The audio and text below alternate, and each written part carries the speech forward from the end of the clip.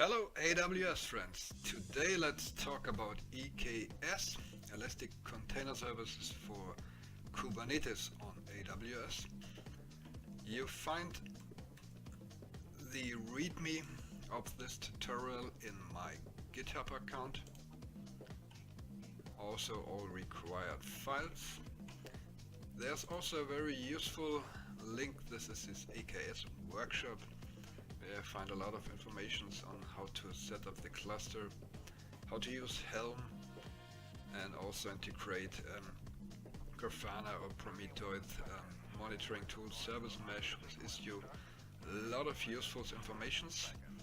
So now let's get started. We're going to need some tools. Of course, the AWS command line, I hope you have this already running. So you're gonna need also EKS control. You're gonna need AWS IAM authenticator. There's a link here on how to install that on different operating systems. Optional, you're gonna need Helm. For example, on Windows you can install all these tools with Chocolate Packet Manager. Here are some commands, and once you have this, we are ready to get started.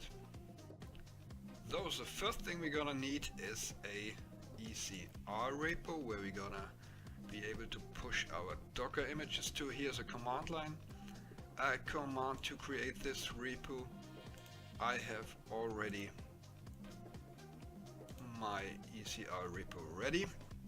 I have also already pushed my Spring Boot image there.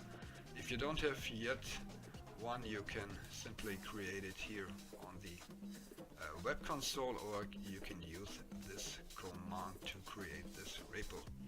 The next step is to set up the cluster, and with EKS control you can do this with only one command. For example, this one is gonna create a EKS cluster with 3 nodes. You're gonna define the node type. This is M5 large, and the region. I'm right now in, I have to select a region in Ireland, West. And this is a second command, same thing, but this is with autoscaling, so I'm defining 3 minimum nodes and 5 maximum nodes, but not specifying a instance type. So let's get ready, and I'm gonna execute the first command, and let's see what's happened. Before we're gonna execute the command, maybe let's first have a look in our environment. So right now we don't have a cluster, we don't have running EC2 instances, these are terminated. Let's switch back. We have a ECR repo, but no cluster yet. Also in CloudFormation everything is cleaned up, no CloudFormation stacks. And now let's create our cluster.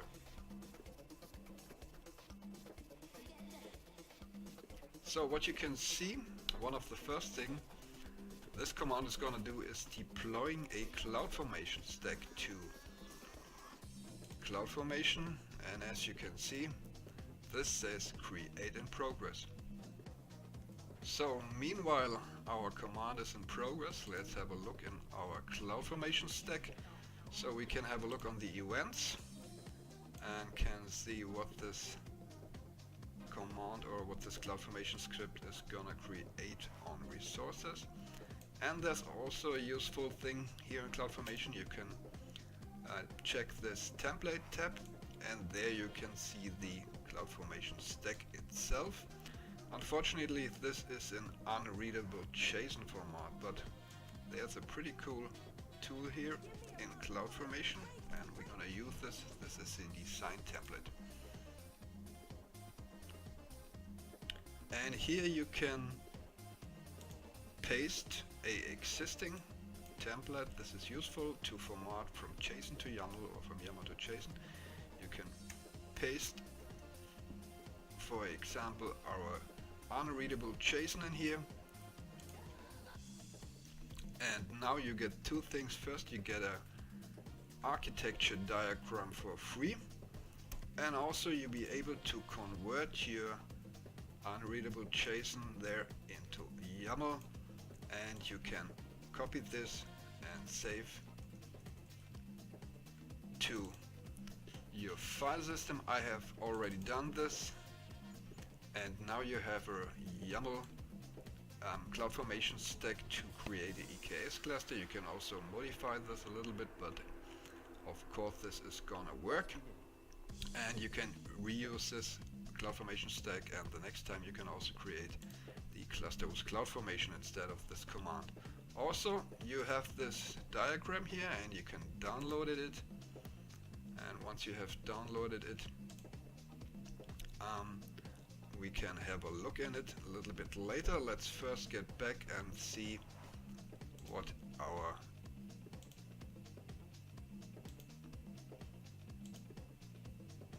stack is doing. This one is create complete, and there's another one, and creating some other stuff. So let's have a look on our command. It's still in progress. Let's pause for a minute, and I'll be back when the command is finished.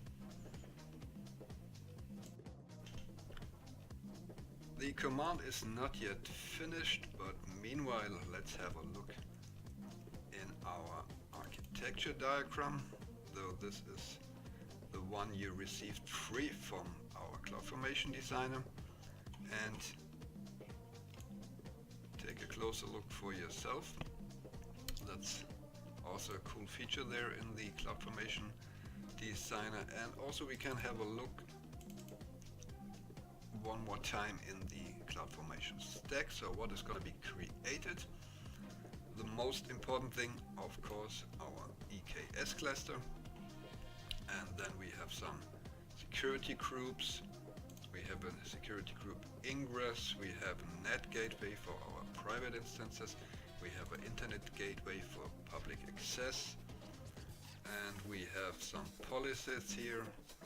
We have route tables and some more network stuff. We have our public and our private net subnets.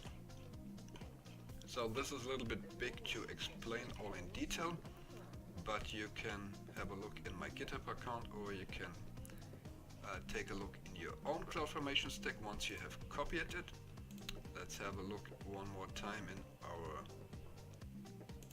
CloudFormation. So still in progress creating the resources, and also our command is not yet finished completely, so let's have a short break again and I'll be back. It took a while, but finally our command is done and our cluster was created. So let's have a look. The CloudFormation says create complete. AKS, we have a new cluster, and as you can see it's in status active. Unfortunately the web console is not this powerful for EKS as for ECS. In ECS you have a lot of information here. You can see your instances. If you have classical ECS, not forget, you can see monitoring for these instances. You can see your services, your tasks, also deployments. Also here on EKS you don't have a lot of information. Hopefully AWS is gonna change this in the future. To get more information on our cluster we will have to use command line, or we will gonna install the Kubernetes dashboard. We're gonna do this in a minute. Let's have one more look in EC2, and we can see there are 3 instances running, and these are the 3 instances type M5 large what we have defined. So the command was executed successfully. Now let's get on. So we've already checked our cluster here on the web console. We can also execute some commands to see what happened there in our cluster, if everything is okay. And we find here with the kube control get nodes command the same 3 nodes as we have seen in EC2. So this is a get nodes. You can also check the cluster roles, and let's have a look on the context. and this is my just created context. So the next thing you want to do is create your namespace.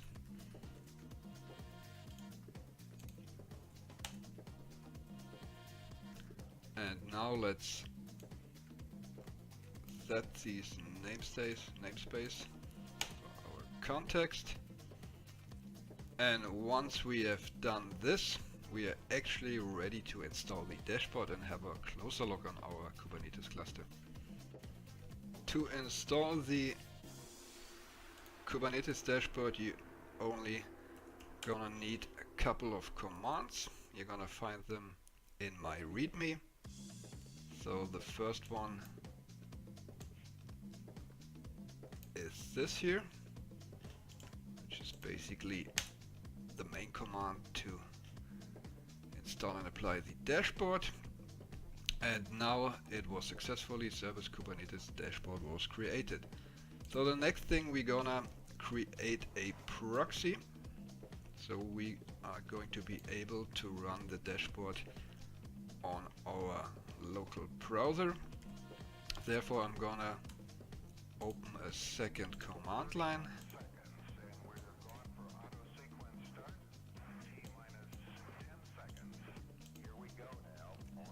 I'm gonna execute this command. I'm opening a second command line because I have to let this running and won't be able to execute more commands, and I'm gonna continue here. So by now we have created the dashboard. We can finally access the dashboard with this URL. But now we first have to log in with a token. Here's the command. Let's execute this here. And now you can copy this token here and enter in your Kubernetes dashboard. And here we are logged in. Let's have a look. We should find our namespace we have just created. We should find our 3 nodes, same like here. We don't have any storage classes, only this one here. We have again here the way to choose our namespaces. We don't have any pods yet, we have nothing deployed yet, so we also don't have any services yet. So let's continue and deploy our first microservice. You find the most important commands to build and deploy your Java application in my README. I'm gonna not execute this here, I have already done this in my EKS tutorial, for example. But basically you're gonna have to build your project, your Java project. For example, you have to create your Docker image. You have to make a Docker login into AWS. You can use this command, and finally you have to push your Docker image in the repo we have shown at the very beginning here. And once this is ready, we can deploy our microservice to Kubernetes. To be able to deploy your microservice to Kubernetes, you need first some definition files, some YAML files. For example, I have here this deployment configuration. This is my pod, this is the name, this is important, this is the image I have already pushed to my ECI repository. You need a health check path, a liveness probe, you have to define your ports.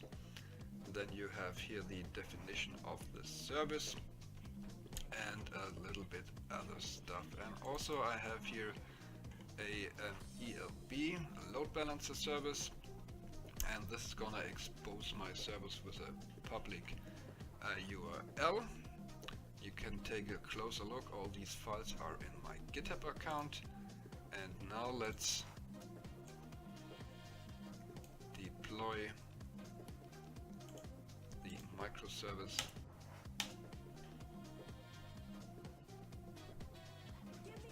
So the pod was created, the service was created, and also a ingress. And now let's also deploy our elastic load balancer. And this also worked. Now we can have a look, and we should see our pods here. They are in creation. Let's have a look on our services. They are also visible by now, and we have also a external endpoint by now. Let's give it a minute when the pod is really ready, and then we can check if our microservice is available. Our pod is ready, it's green, so we have our Spring Boot, we have our Spring Boot load balancer pod, we have two services. Everything is green. Let's have a look on what we can check with commands on our services or pods. For example, we can list our pods, and we should see our two pods, right? We can also define, now let's take this one, describe command on one of these pods. And we can also,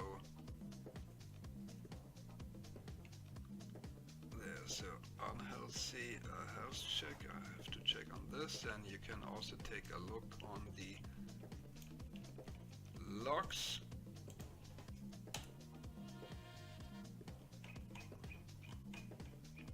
And this is what you find on here. And we can have a look on our services.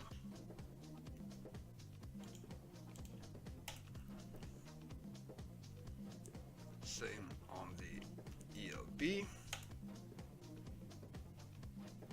And we can use this command with this parameter -o to get the public IP address of our load balancer, and then we should be able to call our web service.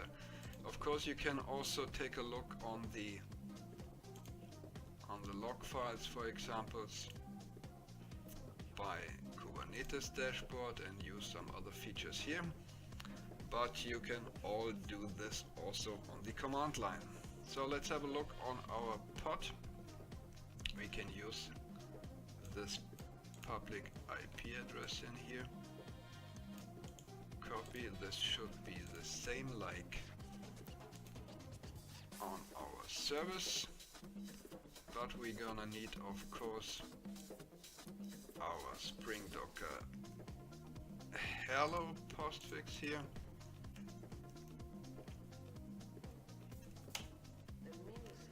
And now we can see our service is running in our Kubernetes cluster. So far so good. So last thing we're gonna do, we're gonna clean up our cluster again. Before I'm going to delete my pod, my service, my cluster, maybe one more information. You have also in my README some informations on how to install Helm and Tiller on your Kubernetes cluster. I'm gonna not present this in this tutorial, otherwise it's gonna be too long, and also this is not mandatory to set up EKS Cluster and run microservices, but feel free to have a look on this and install it. And now let's see how to deinstall our cluster again. First we're gonna deinstall our Spring Boot application. So this deletes the service and the pod. Of course you can do this also on the Kubernetes dashboard. And now with only one command we have created our cluster, and with one command we're gonna delete the whole cluster again.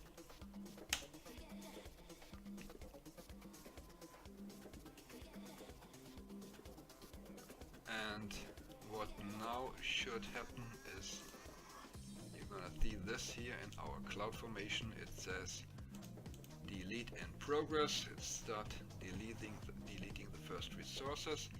The command is gonna take some minutes, and we're not gonna wait for this. So thanks for listening, and see you on the next lesson.